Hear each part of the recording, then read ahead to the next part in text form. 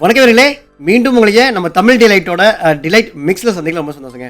இன்னைக்கு ஒரு டிஃப்ரெண்டான டாபிக் தான். இதை பற்றி பேசலாமா, பேசக்கூடாதா, பேசலாம் பொலிட்டிக்ஸ் ஆயிருமா அப்படிலாம் ஒன்றும் தெரியாமையே ஒரு கன்ஃபியூஷன் இருக்கேன். பட் ஆனால் இதை பற்றி கண்டிப்பாக பேசி தாங்க வேணும். ஒரு மனுஷனை நீங்கள் எவ்வளோ தானே சாப்பிடுப்பீங்க, எவ்வளோ தான் நோக்கடிப்பீங்க. அதான் நம்ம இளைய தளபதி விஜய், டிவிகே விஜய் அப்படின்னு நீங்கள் என்ன வேணால் எடுத்துக்கிட்டாலும் இப்போது ப்ரெசென்ட்டில் ஒரு ஆக்டர் தாங்க. அவருக்கு இப்போது பொங்கலுக்கு வந்து ஜனநாயகன் அப்படின்னு சொல்லிட்டு ஜனவரி 9th வந்து ரிலீஸ் பண்ணுறது பிளான் இருந்தாங்க. ஓகேங்களா? ஸோ டிசம்பர் 18th அப்போவே வந்து சென்சார்லாம் முடிஞ்சிச்சு. ஓகேங்களா? ஸோ அப்போ டிசம்பர் 18th என்ன சொல்லியிருந்தாங்கன்னா, நாங்கள் வந்து யூஏ கொடுக்குறோம், ஆனால் ஒரு சில அப்ஜெக்ஷன்ஸ் இருக்குது, அதை மட்டும் கிளியர் பண்ணி அவங்க யூஏ கொடுத்துடலாம் அப்படின்னு சொல்லியிருக்காங்க. ஸோ அது 19th மூவ் ஆச்சு, 20 தரேன்னாங்க. அப்புறம் அப்படி 22 போச்சு. 22ல் வந்து என்ன சொன்னாங்கன்னா, இன்னும் ஒரு சில விஷயங்கள்லாம் இருக்குன்னு சொன்னோன்னே ஓகே. ஸோ 23, 24ல் அப்படியே மூவ் ஆகிட்டே இருந்தது. 25 கிறிஸ்மஸ் இருந்தது, வாங்க முடியல. 26 ஆச்சு, வெயிட் பண்ணாங்க.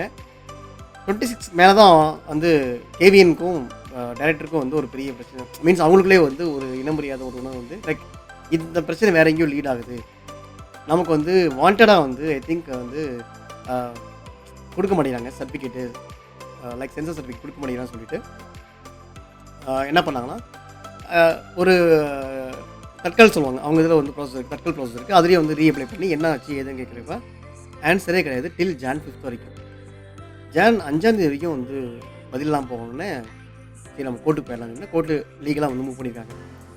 கோர்ட்டில் மூவ் பண்ணால் உங்களுக்கு தெரியும் கோர்ட் ப்ரொசீஜர் அப்படின்ட்டு. பட் அட்லீஸ்ட் இது வந்து இந்த படத்தோட 9th வந்து ரிலீஸ்னால என்ன எதுன்னு சீக்கிரம் முடிப்போம்னு சொல்லிட்டு 6th வந்து ஹியரிங் எடுத்திருக்காங்க நேற்று. அதில் ஒரு சில விஷயங்கள்லாம் நடந்திருக்கு. தென் 7th இன்றைக்கி வந்து தீர்ப்பு கொடுத்துருவோம், இன்றைக்கி வந்து பக்காவாக சொல்லிடலாம், ஃபைனல் அனௌன்ஸ்மெண்ட் கொடுத்துடலாம் அப்படின்னு சொல்லிட்டு இன்றைக்கி 7th வந்து வெயிட் பண்ணியிருக்காங்க. 7th இன்றைக்கி தான் ரொம்ப வந்து கிட்டத்தட்ட ரொம்ப ஹெவியான ஹீட்டில் ஆர்கியூமெண்ட் போச்சுங்க. அதில் ஒரு சில ஆர்கியூமெண்ட் என்ன ஆச்சுன்னா, ஆக்சுவலாக என்னென்னா, இவங்க தரப்பு வாதம் யார், கவர்மெண்ட் தரப்பு வாதம் என்ன சொல்கிறாங்கன்னா, புதுசாக அந்த 5th என்ன வந்து புதுசாக ஒன்று க்ரியேட் பண்ணாங்கன்னா, இந்த படம் வந்து மத ரீதியாக புண்படுத்துகிற மாதிரி ஒரு சில விஷயங்கள்லாம் இருக்குது, ஸோ அதெல்லாம் வந்து கட் பண்ணணும். இன்னொன்று, இந்த படத்தை வந்து நாங்கள் புதுசாக வந்து தணிக்கை பண்ண போகிறோம் அப்படின்னு சொல்லியிருக்காங்க.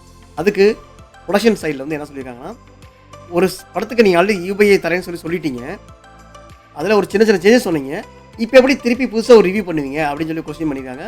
யார், கேவிஎன் சைடில், ஜனநாயகன் சைடில் வந்து கொஸ்டின் பண்ணியிருக்காங்க, வக்கீல் சைட்லேருந்து.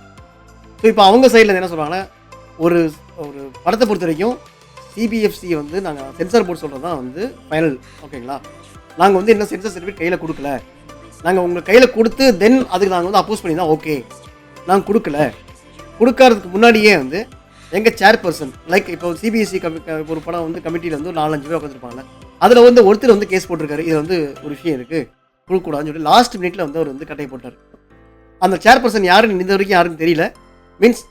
மீன்ஸ் யாரும் லைக் பப்ளிக்காக வந்து அனௌன்ஸ் பண்ணல. விஜய்க்கு மட்டும், விஜய் படங்களுக்கு மட்டும் ஏன் இந்த மாதிரி, இந்த படம் இல்லை, இதுக்கு முன்னாடி ரிலீஸ் ஆன கவலனாக இருக்கட்டும், இதுக்கு முன்னாடி எந்த படமாக இருந்தாலும் விஜய் அப்படிங்கிற ஒரு படம் வந்தாவே தளபதி விஜய், இளைய தளபதி விஜய், இப்போ டிவிக்கு விஜய், நீங்கள் என்ன அகைன் நான் சொல்கிறது தான், நீங்கள் எப்படி எடுத்துக்கங்க. பட் ஆனால் அவர் படம், அவர் தளபதி அவர் படம்னு வந்தாவே எல்லாருமேங்க.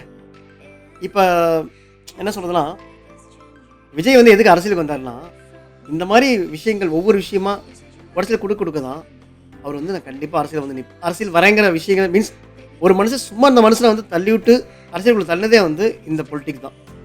இந்த பொலிட்டிக்னா அது டிஎம்கேவாக இருக்கட்டும், ஏடிஎம்கே இருக்கட்டும், பிஜேபியாக இருக்கட்டும், இல்லை வேறு இதர கட்சிகளாக இருக்கட்டும், இந்த மாதிரி ஒரு பொலிட்டிக்ஸ் கட்சி தான், பொலிட்டிக்கல் பார்ட்டிஸ் தான் ரொம்ப வந்து அவர் ப்ரெஷர் பண்ணி இப்போ கடைசியாக வந்து தலைவர் இங்கே இருக்கார். உங்களுக்கு தெரியும், மாஸ்டர்னு ஒரு படம் விஜய் வந்து ஷூட் பண்ணிட்டு இருந்தார். அந்த டைமில் அவருக்கு வந்து இன்கம் டேக்ஸ் ரைட் இஷ்யூ வந்தது. எங்கள் ஷூட்டிங் ஸ்பாட்டில் போயிட்டு அங்கேருந்து அவர் வந்து லைக் கஸ்டடி எடுத்து கூட்டி போனாங்க. ஸோ அந்த மூமெண்ட்லேருந்து தான் வந்து அவர் வந்து நான் கம்பல்சரி அரசியலுக்குள்ளே வருவேங்கிற மாதிரிலாம் சொல்லிடல. அவர் வந்து அந்த ஒரு செல்ஃபி மூமெண்ட் காட்டியிருப்பார். அப்பயே புரிஞ்சிச்சு ரைட்டு இவர் ஏதோ பண்ண போகிறாருன்னு. தென் அதுக்கப்புறம் கொஞ்சமாக மூவ்மெண்ட் பண்ணி இதுதான் ஜனநாயகன் என்னோட கடைசி படம் அனௌன்ஸ் பண்ணி 9th ரிலீஸ் அனௌன்ஸ் பண்ணி இவ்வளோ விஷயங்கள் கொண்டு வந்தால் இப்போ எல்லாம் நினைப்பாங்க இது வந்து டிஎம்கே பண்ணுற சதி அப்படின்ட்டு. சென்சர் சர்டிஃபிகேட் இது வந்து சென்ட்ரல் கவர்மெண்ட்டு, ஆனால் கோர்ட்டில் என்ன வாதாடுறாங்க, இது வந்து நாங்கள் சென்ட்ரல் கவர்மெண்ட் பொறுப்பு இல்லை, இது வேற ஒருத்தவங்க யார், சென்ட்ரல் கவர்மெண்ட் சென்சார் வந்து இட்ஸ் பை சென்ட்ரல் கவர்மெண்ட். அவங்க தான் ரூல் பண்ணுறது, அவங்களோட அண்டர் அவங்களுக்கு தான் இருக்குது. எதுக்கு வந்து இப்படி வந்து ஒரு ஒரு என்ன சொல்கிறது, சும்மா இருக்கணும் ஏன் சொரிஞ்சு விட்றீங்கிறேன் நான். திருப்பி வந்து இது வந்து இதெல்லாம் வந்து இந்த படம் வந்து எதிர்க்க ஜனவரி 9 ரிலீஸ் ஆகட்டும், 10 ரிலீஸ் ஆகட்டும், மீன்ஸ் போஸ்ட்போன் ஆகி 9th 10th ரிலீஸ் ஆகட்டும், 14th ரிலீஸ் ஆகட்டும், அடுத்த மாதம் பொங்கல் விடுங்க பிப்ரவரி ரிலீஸ் ஆகட்டும், இந்த படம் எப்போ ரிலீஸ் ஆனாலும் படம் ஹிட்டு தான். அது யாராலும் தடுக்க முடியாது. என்ன இது வந்து பராசக்திக்கு இதாக இருக்கக்கூடாதுன்னு பண்ணுறாங்களா, இல்லை படம் வந்து ரிலீஸ் ஆகக்கூடாதுன்னு பிளான் பண்ணுறாங்களா, இல்லை படத்தை வந்து டேரக்டாக ஓடிடி கொடுத்துட்டோம், நம்ம வந்து போடுற ப்ரெஷரில் விஜயோட கடைசி படம் ரிலீஸ் ஆகவே கூடாது அப்படிங்கிற மாதிரி கவர்மெண்ட்ஸ், இதர் லோக்கல் பாடியாக இருக்கட்டும், சென்ட்ரல் கவர்மெண்ட் பாடியாக இருக்கட்டும், நான் இந்த கட்சி அந்த கட்சி தான் பண்ணுன்னு சொல்லலை. பட் ஏதோ ஒரு பொலிட்டிக்கல் உள்குத்து வெளிக்குத்து எல்லா குத்துகளும் இதுக்குள்ளே இருக்கா இல்லையா, அது எதுக்கு, ஏன், இது ஒரு விஷயம். அண்டு இதே சென்சார் இஷ்யூ வந்து பராசக்திக்கு வந்துருக்கு. சொல்லுங்கள், பராசக்தியில் வந்து நிறைய விஷயங்கள் இருக்குது, நாங்கள் சென்சார் கொடுக்க முடியாது, இவ்வளோ கட்டு பண்ணோம் அவ்வளோ கட்டு பண்ணணும் சொல்லியிருக்காங்க. என் கொஸ்டின் என்னன்னா, இந்த ஒரு நாட்டில் வந்து ஒரு பேசுகிற உரிமையோ எந்த ஒரு உரிமையும் கிடையாது. முக்கியமான ஒரு ஒரு ஒரு தாக்கத்தம் மீன்ஸ் எதுவும் இல்லாத விஷயத்தை வந்து படம் எடுக்கல. ஆல்ரெடி நம்ம கரண்ட்லி என்ன போயிட்டுருக்கோ அதை தான் படம் எடுக்கிறாங்க, அதை வந்து மக்களுக்கு வந்து தெரிவிக்கிறாங்க. இப்போ ஹிந்தி எதிர்ப்பு தான் வந்து பராசக்தியோட மெயின் கண்டென்ட். வாண்டடாக ஆட்டோமேட்டிக்காக வந்து சென்சார் போர்டு வந்து அதுக்கு வந்து அப்போஸ் பண்ணணும் தெரியும். இதுக்கு அப்போஸ் பண்ணுறீங்க. ஆனால் இதுக்கு முன்னாடியே எவ்வளோ படங்கள் ஹிந்தியில், எவ்வளோ விஷயங்கள் வந்து ஹிந்தியில் படங்கள்லாம் வந்திருக்கு. சென்சார் மீறினா நிறைய கண்டென்ட், ரொம்ப டேஞ்சரஸான கண்டென்ட்லாம் வந்து ரிலீஸ் பண்ணியிருக்கீங்க. இந்த படம்லாம் உங்களுக்கு வந்து ரிலீஸ் பண்ணால் உங்களுக்கு வந்து நாட்டின் இறையாண்மைக்கு வந்து படம் வேணுமா? எனக்கு புரியல. இது வந்து ஏதோ ஒரு உள்குத்து வெளிக்குத்து எல்லா குத்தும் சேர்ந்துருக்க மாதிரி தான். ஸோ திருப்பி நம்ம விஜய்க்குள்ளே வருவோம். விஜயோட கடைசி படம், அவருக்கு இதுதான் வந்து பேரவல் அனுப்புகிற விதமா? நார்மலாக என்ன பண்ணிக்கணும், கடைசி படம் பண்ணுறாரு, நல்லா ஒரு செலிப்ரேஷன் பண்ணி பொங்கலுக்கு ரிலீஸ் பண்ணி நல்லா செலிப்ரேஷன் பண்ணி நல்லா பக்காவாக தலைவா நீங்கள் போயிட்டு வாங்க, தளபதி நீங்கள் போயிட்டு வாங்க. ஆனஸ்ட் சொல்லப்போனால் நான் வந்து ஒரு தலை ஃபேன், ஓகேங்களா. நான் அஜித் ஃபேன் தான், அனில் ஃபேன் கிடையாது, ஆமாம் ஃபேன் தான், ஓகேங்களா. இதில் சொல்கிறது எனக்கு எந்த ஒரு இதுவுமே இல்லை. பட் எனக்கு தளபதி பிடிக்காதெல்லாம் கிடையாது, மீன்ஸ் விஜய் பிடிக்காதெல்லாம் இல்லை, விஜய் எனக்கு பிடிக்கும், ஓகேங்களா. ஒரு சில விஷயங்கள்லாம் எனக்கு ரொம்ப பிடிக்கும். அப்படிங்கிறப்ப இப்போ தலை ஃபேனுங்கிறப்ப இப்போ வீடியோ போடணும் அவசியமே இல்லையே, கரெக்டுங்களா. பட் ஆனால் இந்த விஷயம் வந்து ரொம்ப இன்டென்சிவாக ரொம்ப உள்குத்தாக இருக்குது, ரொம்ப வெளிக்குத்தாக இருக்குது. மீன்ஸ் என்ன சொல்லும்போது கண்டிப்பாக அவர் டார்கெட் பண்ணுறாங்க. பட் நீங்கள் இப்படி பண்ண மைலேஜ் யாருக்கு கொடுன்னா விஜய்க்கு தான் கொடுக்கும், ஓகேங்களா. அப்கமிங் எலெக்ஷன்ஸ் வேறு வருது, அதுக்கு வந்து இது இன்னும் பூஸ்டப் தான் கொடுக்கும். அவரை வந்து இன்னும் டிகிரேட் பண்ணாது, பூஸ்டப் தான் கொடுக்கும். இதில் வர இன்னொரு நியூஸ் சைடில் போயிட்டுருக்கு, அந்த கரூர் ஸ்டாம்பேட் இஷ்யூஸ் வந்து லைக் சிபிஐ வந்து கம்மிங் January 12th வந்து விஜய் ஹாஸ் டு பி ஆஜர் இன் டெல்லி, சிபிஐ ஆஃபீஸில் போய் ஆஜராகணும்.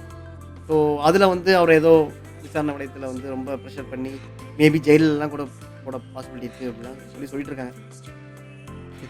நீங்கள் என்ன பண்ணாலும் எது பண்ணாலும் அதை கூட பண்ணிடாதீங்க.